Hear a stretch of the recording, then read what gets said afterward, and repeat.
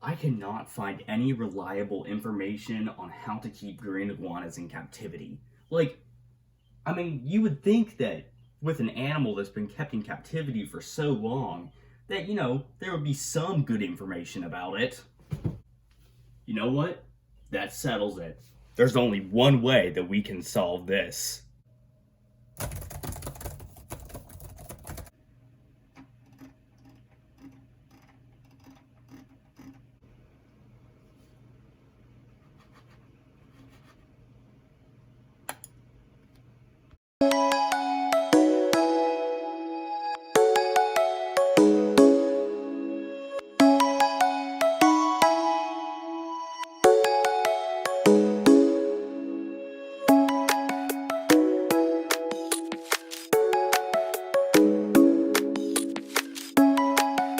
This is probably the craziest thing I've done to learn about reptiles in quite a while.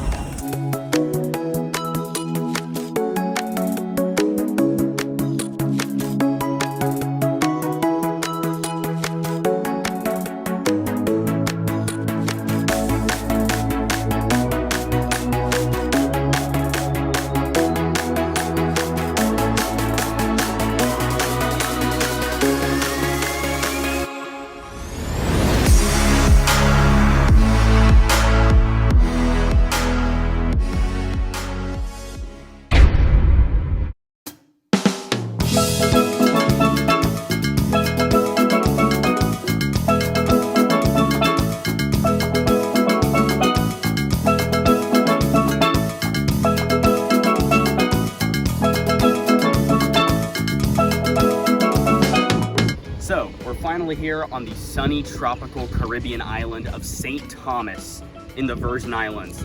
And this is the native home of the green iguana. So, this island was formed approximately 70 million years ago in the Santonian epoch of the late Cretaceous period, in which the sea levels kind of fell down a little bit and exposed these vast islands. And the rich waters around the islands serve as homes for sea urchins, sea anemones, and countless tropical fish species. And these dense forests serve as homes for Puerto Rican amoebas, Puerto Rican racers, green iguanas, and even a lot of really cool bird species such as the brown-throated parakeet. But without further ado, we're gonna see if we as reptile keepers are keeping green iguanas correctly in captivity by observing their native counterparts in the wild. So without further ado, let's get into it. So this right here is one of the many environments of the green iguana. They're a highly adaptable species. But as you can see, it is really hot out. It's probably in the upper 80s or 90s, and the humidity is very apparent. I'm right near water, so these are very humid-loving reptiles, and they will swim as well. You see these big trees and tree hollows? Iguanas love to hide and climb in those. And these are big waxy leaves, which they like to eat. So in captivity, you can feed them things like different mixed greens is what they really love. And also you can supplement them with squash and a few different fruits, but you want to keep those on the down low because in the wild, they're mainly eating tough leaves like this in grass. They absolutely love to eat grass, and they will just chomp and chomp and chomp at this. But this is the environment that the green iguana is gonna live in. So if you want to keep them in captivity, replicate something like this and you'll see your iguana do some very natural behaviors.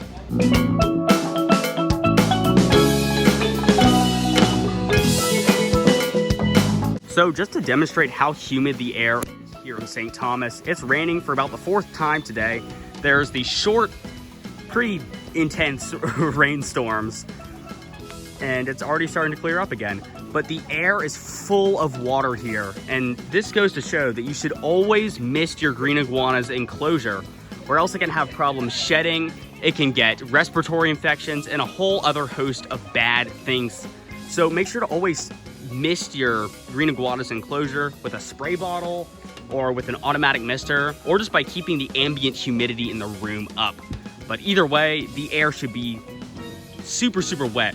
Another way of doing this is by having a large water bowl or live plants in the enclosure, which the green iguana may actually eat. So it would cause two good things to happen. You could even do a bioactive enclosure with a drainage layer to help raise the humidity.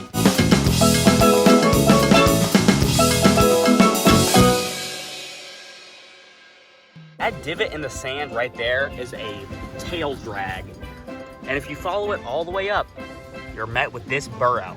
Now this drag and burrow was either created by a green iguana or a Puerto Rican amoeba.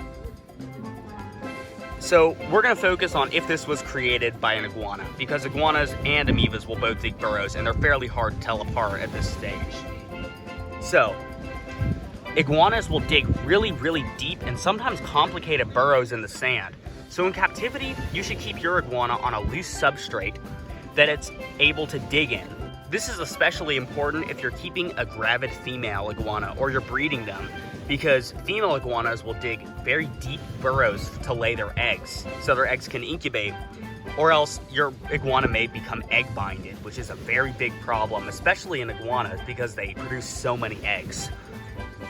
It will also help to keep your iguana safe and happy and healthy. If your iguana is unable to dig a burrow and hide, it may become stressed, and that comes with a bunch of negative concerns to its health. So this just goes to show of how important a deep substrate is for keeping iguanas in captivity based on the burrows that they make like this in the wild.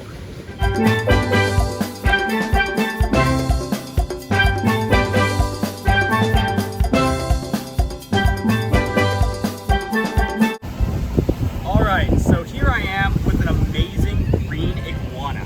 And this is a very common reptile in the pet trade, despite them having some fairly advanced care requirements. For example, this one's demonstrating quite well of how these are very defensive reptiles, and even very tame ones can actually get defensive in certain parts of the year. So they have these sharp claws, and they use those to climb trees because these are arboreal lizards. They can be very hard to handle, and as you can see, this is a pretty big lizard, and this is a very small individual. Some males can get as long as 5 feet long. So these are green iguanas, and they're amazing animals, but here we are in the wild of St. Thomas, where they're native to. And I actually found this one here on the beach, so they adapt well to urban environments. So if you're keeping these in captivity, you're gonna wanna give them lots of room to actually roam around, and trees like this one. In fact, we're gonna let this one go right on this tree right here. There he goes. And you can see, there he is.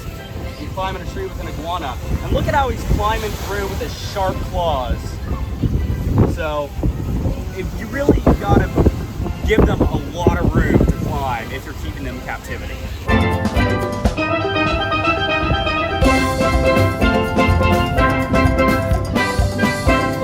You can see that I'm really close to this wild green iguana, and that kind of shows of how used to humans these can get. One of the things you can know is that this iguana is not using any hides or anything. It's just out in the open sun. It's not nocturnal or anything.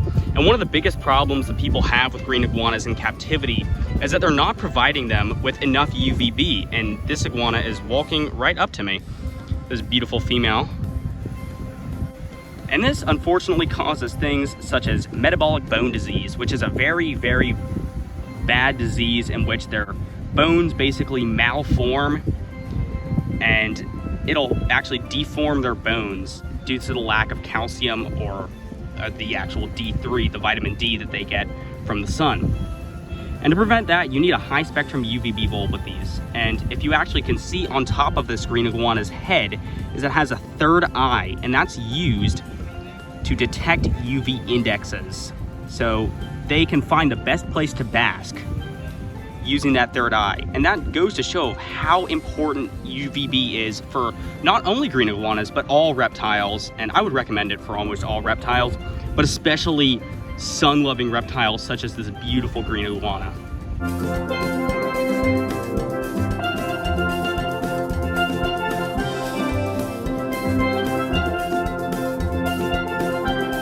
So something that is definitely noteworthy about green iguanas is just how sharp their claws are. Like, those claws are super sharp. So to maintain them in captivity, something that you're probably going to have to do is actually cut those claws because they can overgrow. And to prevent them from getting too long, make sure to have something like a piece of rock or some hard bark for them to actually wear down their claws naturally on, because that's what these iguanas are doing in the wild. There's tough tree limbs like those over there that they will actually climb on. But you got to make sure they don't get too long because that will actually pierce their feet. And actually you can see how sharp they are just based on how much she's cutting me up. But definitely make sure to do that if you have them in captivity, because that can lead to infections and yeah. And also scratches like all that if they're too sharp. So always make sure to properly maintain an iguana's claws if you're keeping them in captivity. So I hope you enjoyed coming along with me and seeing how green iguanas are living in the wild, because I know that a lot of us have seen them at reptile specialty stores, exotic pet stores, or at reptile shows, but not a whole lot of people know exactly how they're living out here in the wild. So if you enjoyed this video, don't be afraid to leave a like, and also leave a comment if you keep green iguanas or if you know anything about how they live in the wild. And also make sure you're subscribed so you can be notified every time I upload an awesome video just like this one. And without further ado, Kolesaurus dickinsoni, signing out.